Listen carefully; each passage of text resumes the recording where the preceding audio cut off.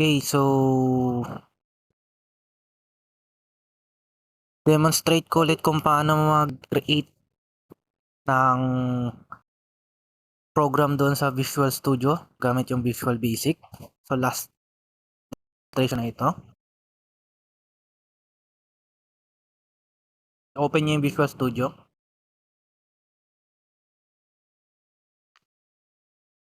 So again, pag mag-start kayo from new or mag-open kayo ng bago at wala pa kayong dating gawa. So again, create new project.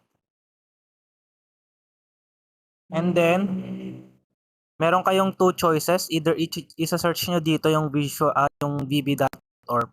I-filter nyo dito sa language. So, mas mabilis dito, Visual Basic. Kung hindi naman, i-type nyo lang yung Visual Basic dito. Kunwari, wala kayong naka-filter na language dyan. So, i-search nyo lang yung Visual Basic. Nakikita nyo naman may lumalabas naman na suggestion. And then, ang pipiliin nyo again is ito. Tandaan nyo to. Windows Forms App.NET Framework. Okay, dapat Visual Basic yung nakikita ninyo. Ibig sabihin yan yung language na gagamitin natin pang-create nung program. So next, then palitan nyo na lang to ng pangalan ninyo. Walang space, walang special character, wala na ring number para sigurado. Sa Rizal. So hindi nyo na kailangan galawin to. Then create. So hintayin nyo lang.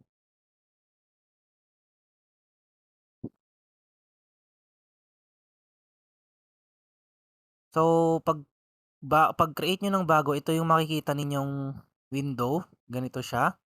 So again, dito sa left side yung inyong toolbox. So lahat nito, ito yung gagamitin nyo pang create ng design ng program natin. Okay, lahat yan yung pwede nyong gamitin. So ito yung design view nyo, no? So may tab dito, form1.design. And then dito sa right side, ito yung solution, explore na tinatawag. Dito nyo makikita lahat ng mga programs na gagawin ninyo. Okay? So ito yung currently na ginagawa natin, yung kaka-create lang natin, form1.bb. Ayun siya, form1.bb. So pwede nyo tong i-rename. Pag ni-right click nyo, pwede nyo siyang i-rename. No? So makikita ninyo, ganyan yung magiging itsura niya. Kunwari, papangalanan ko siya ng tawag dito. Main na lang kunwari, main. Tapos nun, may lalabas na ganitong dialog. So i-yes nyo lang yan. So, save lang lagi. So, makikita ninyo pag pinalitan nyo yung pangalan nung program, nung file name ng program natin. So, main.vb, parehas na siya dito. Again, kung gusto nyo palitan tong kulay, itong themes kumbaga, at ayaw nyo ng kulay black, gusto nyo yung light, meron dito sa tools. Okay, tools, options, and then, sa may general, auto-select naman siya yung pinakaunang nakaselect dyan. Itong color theme, pwede nyong palitan ng light blue or mamili na lang kayo dito. So, pag pinili ko yung light, press ko yung OK. So, papalitan niya yung themes, kumbaga. So, yan, kulay white na siya para ka nang nasa langit. Okay. So, baka hindi nyo makita. So, babalik ko siya, i-revert ko siya ng dark.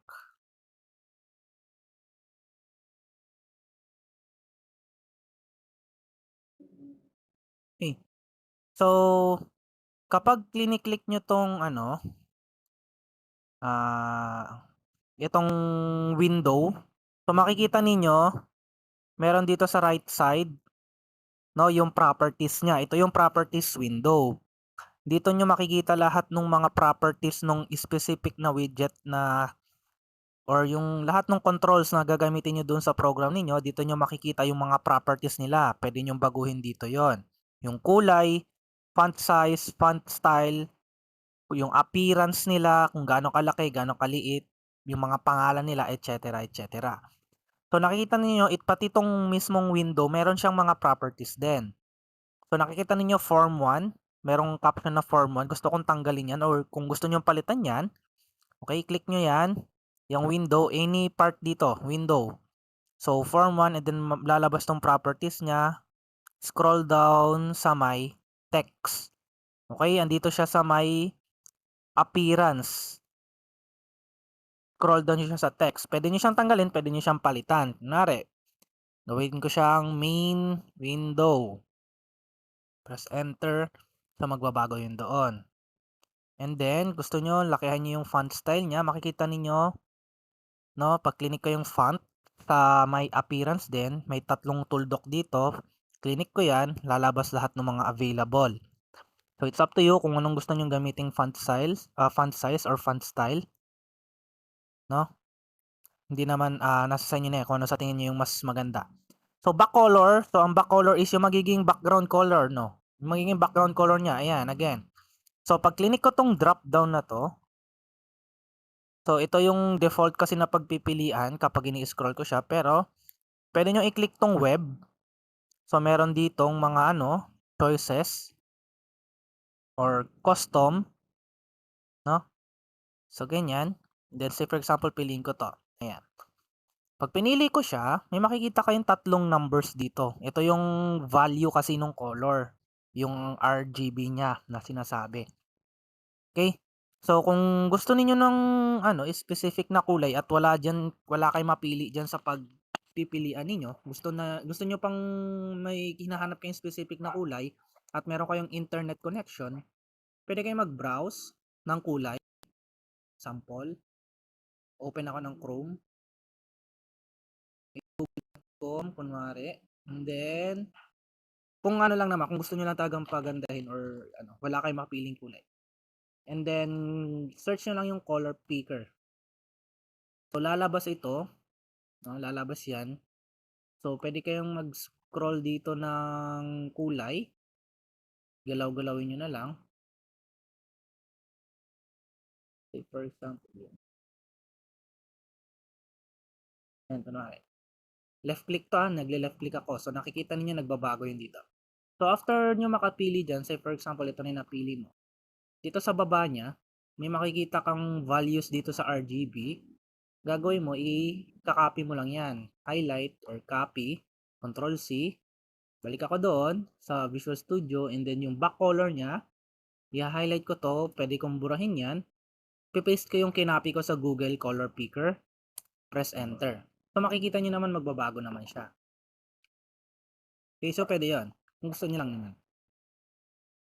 So yan, pag click ko siya, so nakikita niyo meron siya nitong mga white. Pag kiniklik niyo yung window, may makikita niyo meron tong mga white square sa mga gilid-gilid niya. So pang-resize yan. So para malaman niyo kung nasaan yung dulo niya kumbaga. So pwede niyo namang i-resize yan, no? So yan o kagaya niyan. Left click lang to ha, dinadrag ko lang.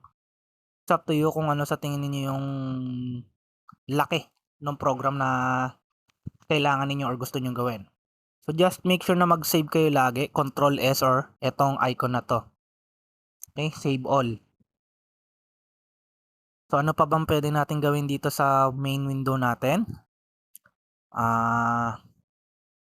So may pangalan siya. So may pangalan din tong window na to, yung gagamitin natin pag nag-code na to na tayo. So lahat ng mga widget may mga pangalan yan. So andito yung name niya sa may design. Pwede nyo palitan yan. Kunwari, FRM main ang gusto kong gamiting pangalan niya. Small letter na lang. FRM main. Enter. So, ibig sabihin, pag ginamit ko na or kapag kailangan ko ng i-code itong window ko na to, FRM main yung pangalan niya. And then, kapag pwede nyo naman siyang i-run actually eh.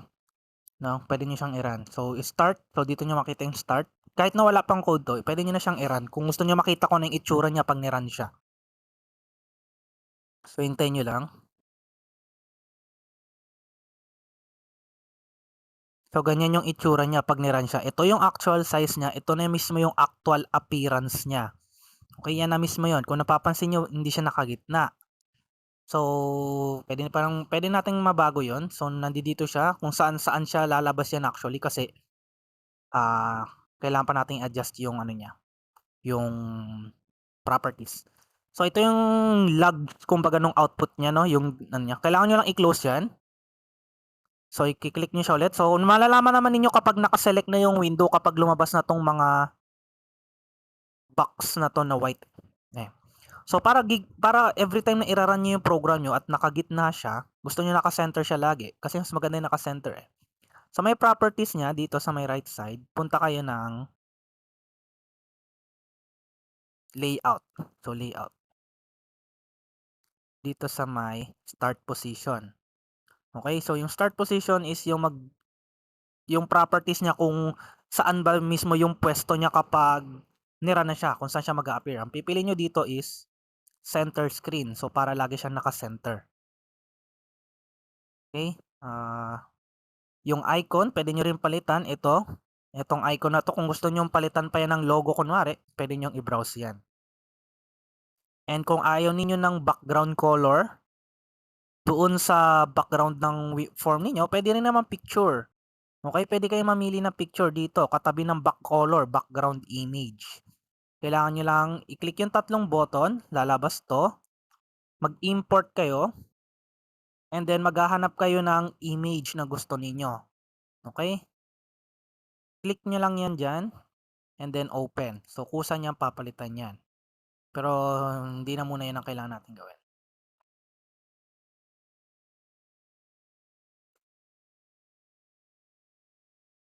So, lalagay na ako ng label muna.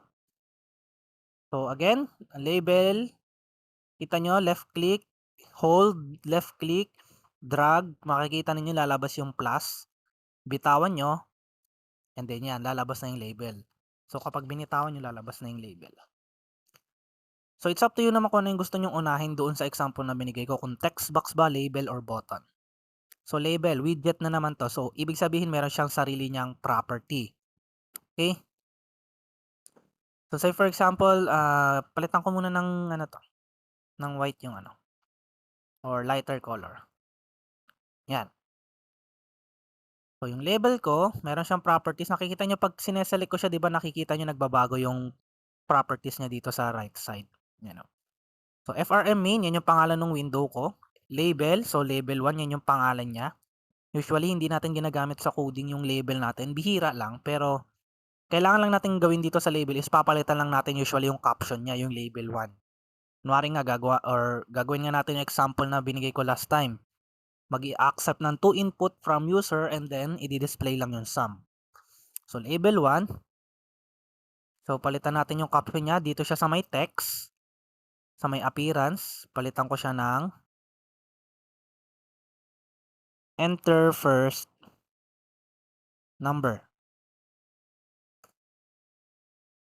Kita nyo naman, no? Yan. So, magpapalit naman siya. So, pwede kong i-adjust ko to ngayon. Kunwari, i-adjust ko siya ng konti. Tapos, maglalagay na ako ngayon ng text box. So, i-scroll down ako dito. Sa may tools, controls.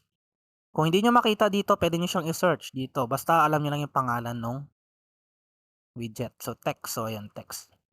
Left click, drag, bitaw. So, ayan siya. Pwede ko siyang habaan. Left click to, left. So, text box, ito yon. So, pag gusto nyo nang i-clear, so, syempre, i-highlight nyo, backspace, para lalabas ulit lahat. So, yung text box ko, nakikita ninyo, nagbabago yung mga lumalabas sa properties. Kasi magkakaiba ng properties ang label, text box, at window. Text box ko, nakikita ninyo, ops, na click siya. Okay. Burahin ko muna yan.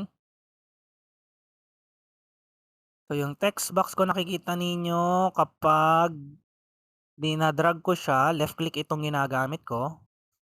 Hindi ko naka-hold yung left click, no? Nakikita niyo may lumalabas na mga line. So, guide 'yan para sasabihin sa inyo ni Visual Studio na okay, pag-align siya dito kapag dito mo siya nilagay. So, ganyan. So, again, properties niya, papalitan niyo yung pangalan niya kasi gagamitin niyo 'to sa coding. So, ang pangalan niya dito sa my design, ito ang pangalan niya, textbox1. Ayun siya, oh, textbox1. So, ang pangit kasing gamitin niya sa code. So, papangalanan ko lang siya ng txt1 para mas maikli. Kapag mas maikli yung pangalan ng widget niyo, mas maikli lang din yung codings na kakailanganin ninyo. Okay, so txt1. Kaysa naman textbox1, haba.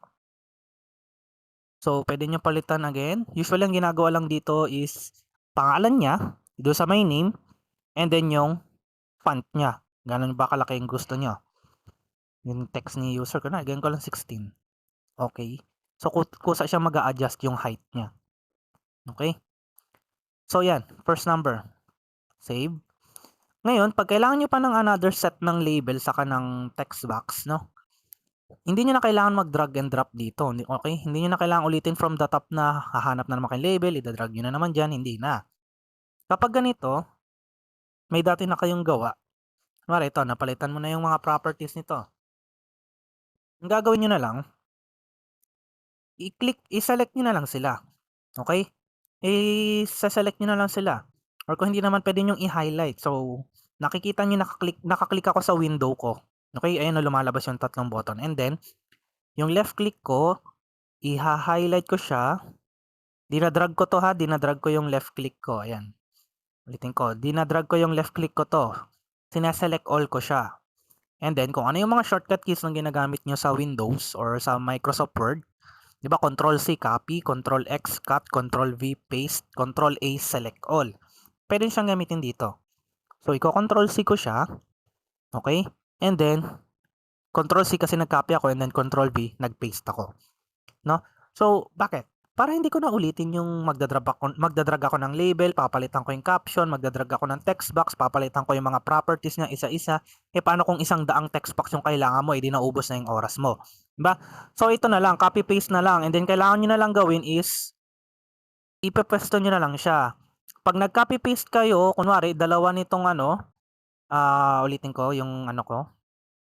Diba, kunwari, i-highlight ko siya, and then i-control C ko, and then pag kinontrol V ko, nakikita ninyo dati namang nakaselect yung dalawang widget, okay? Dati pa silang nakaselect, default sila nakaselect. Ibig sabihin yan, kapag binago ko yung position nila, habang ina-adjust ko yung position nila, dalawa silang nakaselect yan, okay? So nakikita ninyo may guidelines ulit na lumalabas yung kulay blue na line na yan para makita nyo kung saan sila mag-a-align. So yan. So ibig sabihin niya, no need ko nang baguhin yung mga properties niya. Ang kailangan ko na lang baguhin is yung caption. 'Di ba?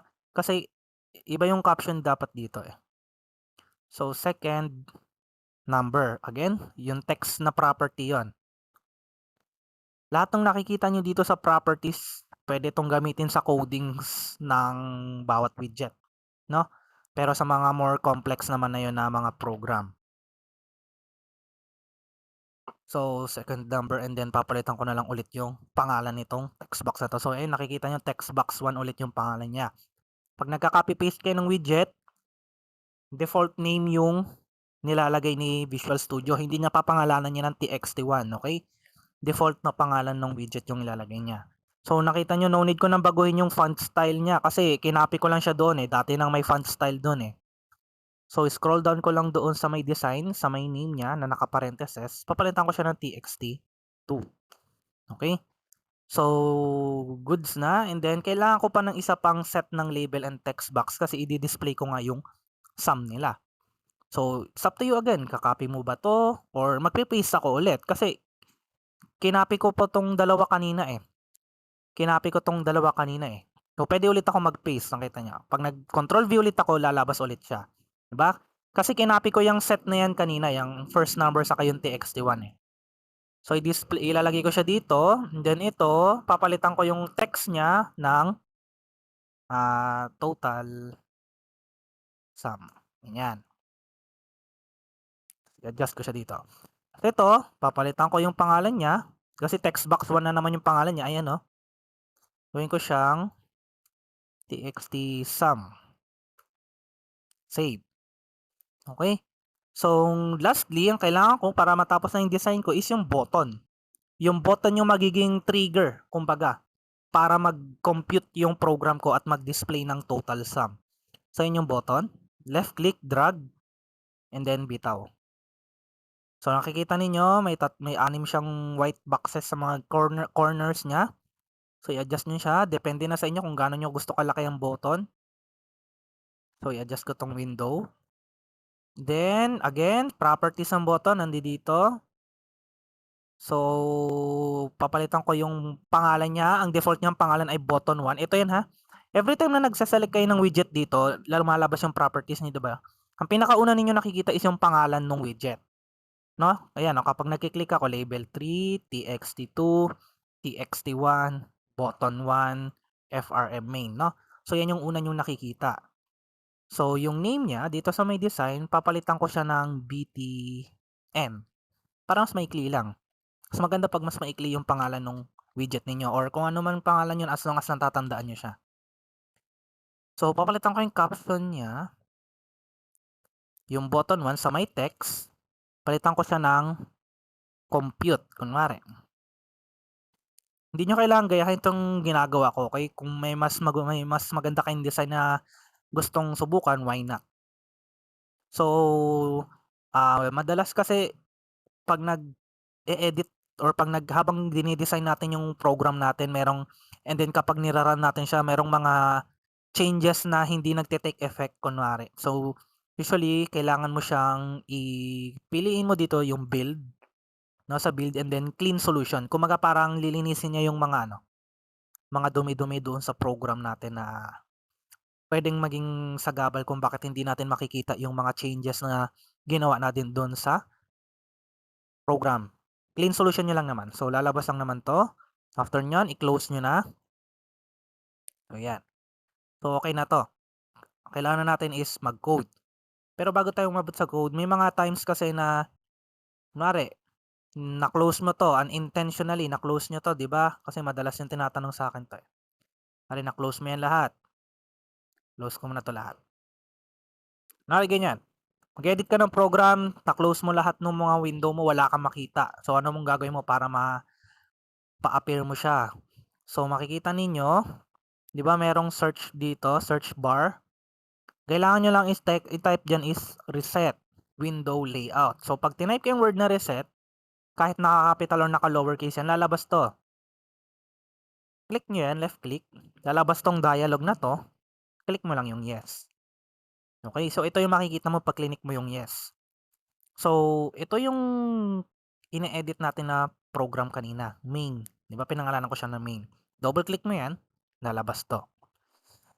Malalaman ninyo na tama yung ginagawa ninyo kapag yung icon nung program nyo is ganito, itong rectangular na to. Okay? Kapag ang ginagawa ninyo, gumagawa kayo ng program sa VB, tapos ang nakikita ninyo dito na icon niya is yung letter na V at B, mali na yon. Okay? Kasi walang design yon. So, dapat ganito yung logo niya or yung icon niya sa main.vb nyo, yung rectangular or square pala. So, yung toolbox ko, nandito siya sa left side. Ayun siya. Left click. Lalabas to. And then, i-click nyo tong thumbtack icon na to para mag-stay siya dyan. No? Sana all nag-stay. So, yan. Para hindi siya mawala dyan. So, again, pwede na tayo mag-proceed sa coding. Kung gusto niyo mapalabas yung source code nito, dito sa may solution explorer niya, 'di ba? I-click mo tong design view and then sa left side merong triangle. Ibig sabihin niyan, meron pa tong laman sa loob.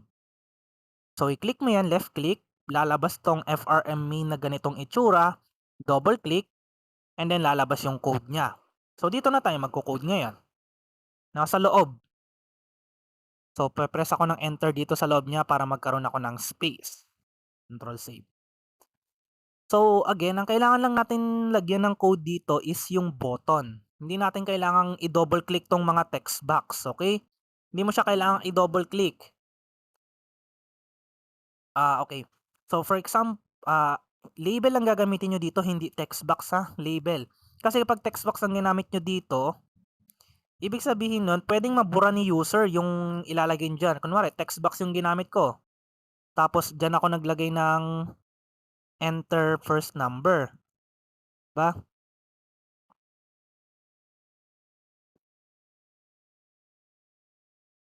Kunwari diyan ako naglagay ng enter first number. Kasi text box siya, lalagyan siya ng input ni user, puwede niya mabura 'yun, 'di ba? Eh, di ang hassle naman kung binubura ni user yung, caption nung ano, kaya label na lang. So, label ang gagamitin niyo. So, yung total sum ko na text box, ang gusto kong gawin is dapat hindi siya editable kumbaga. Gusto ko naka-lock siya or hindi siya naka-ano. So, hanapin niyo yung properties niya dito sa may, ah, enabled, itong enabled. Under ng behavior. So, enabled, gawin niyo siyang false. So, ang mangyari niyon is para naka-lock siya. So, ita-try ko siyang i-run. Ito 'yan.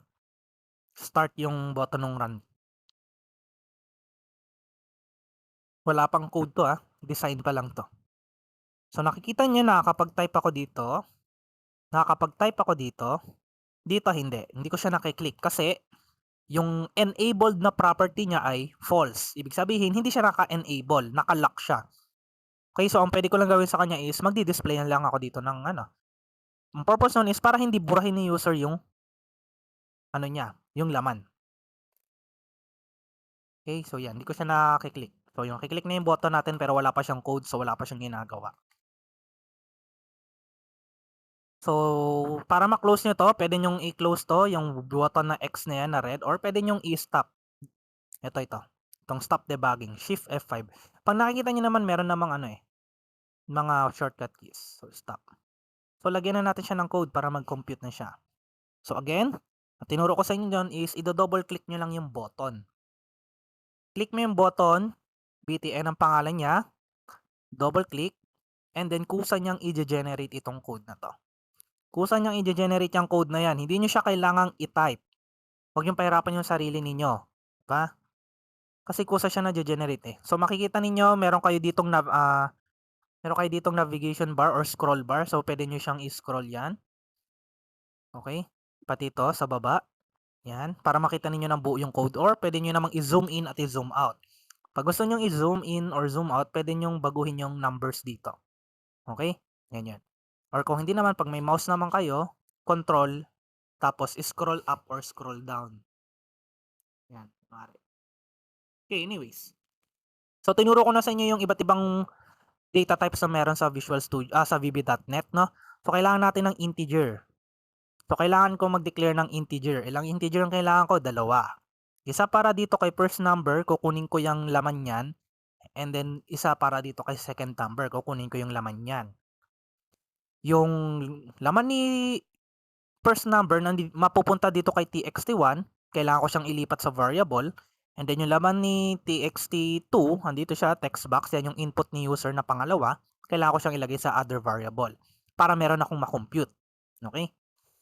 So, para magawa ko yon is magde-declare ako ng integer, dim a and b.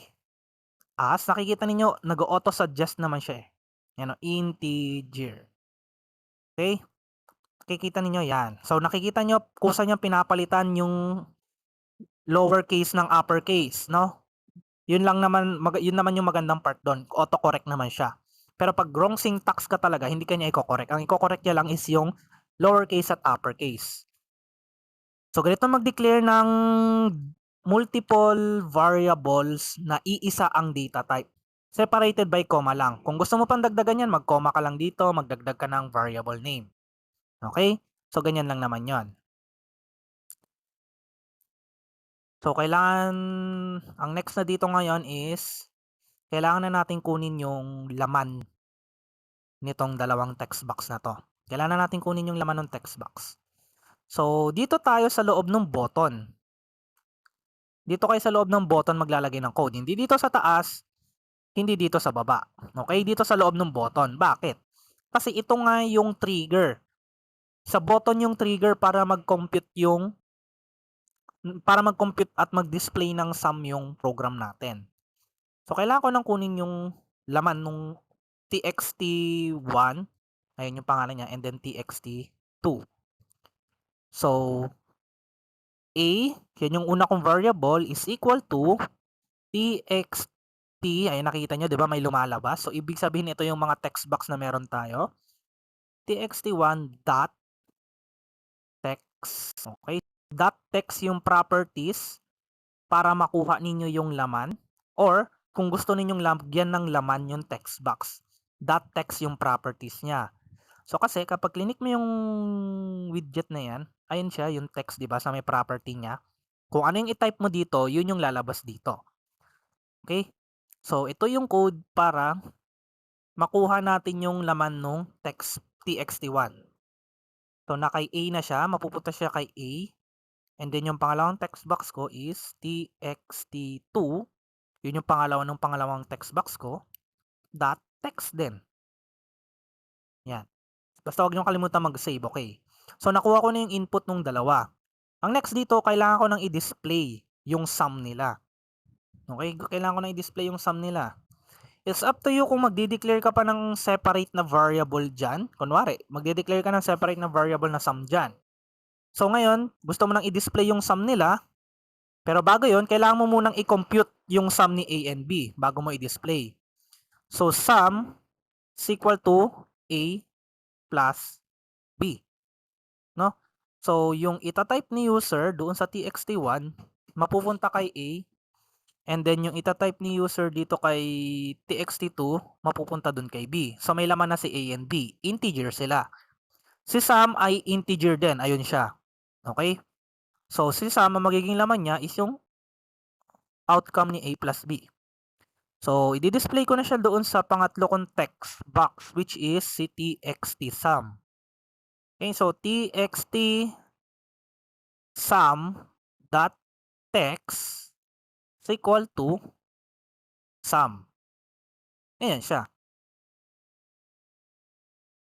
So, testingin na natin ngayon. So, kung gagana na siya.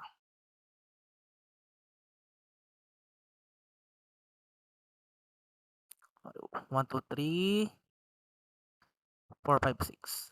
So, hindi siya nakiklik kasi naka-disable yung enabled siya. Enabled false siya. So, pag click yung button, so nakita niyo yan siya. Nagko-compute siya. Diba? So, kada baguhin nyo dyan, nagko-compute siya. Okay? So, kung ayaw nyo maglagay ng sum dahil masyadong madami, kailangan nyo lang namang gawin is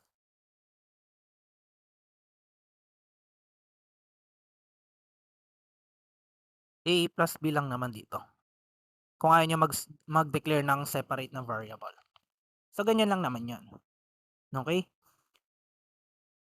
So, yan yung basic. So, yan na yung basic niya. So, ngayon, pwede nyo na siyang dagdagan. Kunwari, kailangan nyo na mag-add ng more than 2 numbers na ngayon. Okay, so hina-highlight ko siya lahat ha. Okay, hina-highlight ko siya. Ibababa ko siya dyan. And then, ika-copy ko to. And then, Control C, Control V. Tapos, lalagay ko siya dyan. Tapos, papalitan nyo na lang to ng third number, fourth number. O kung hindi naman, ang gagawin nyo na ngayon is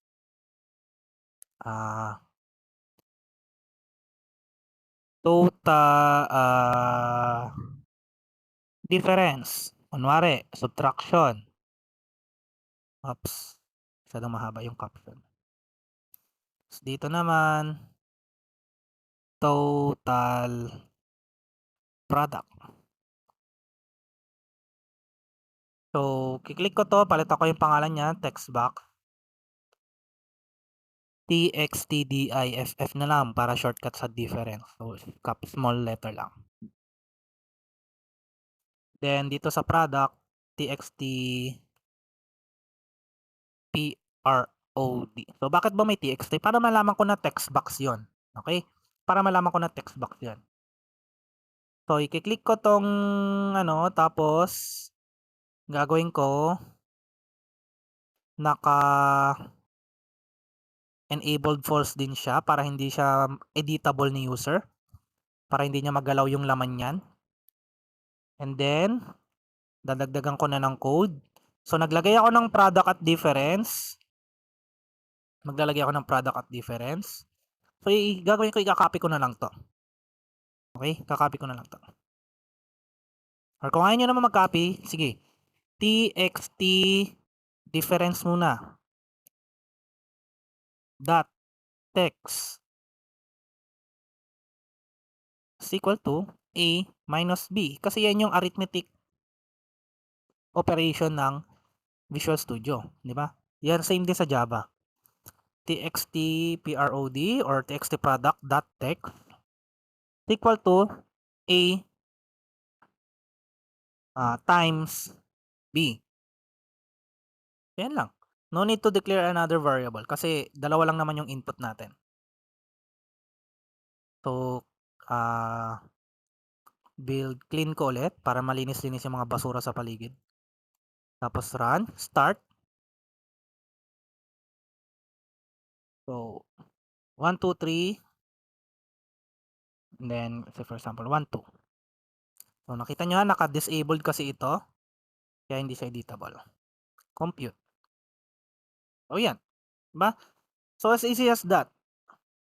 So, ngayon, yung mga arithmetic operations ngayon na ginagawa nyo sa Java ninyo, magagawa nyo na dito. So, pwede nyo na siyang i-convert dito. Kasi may halos similar lang naman din sila halos ng arithmetic operators.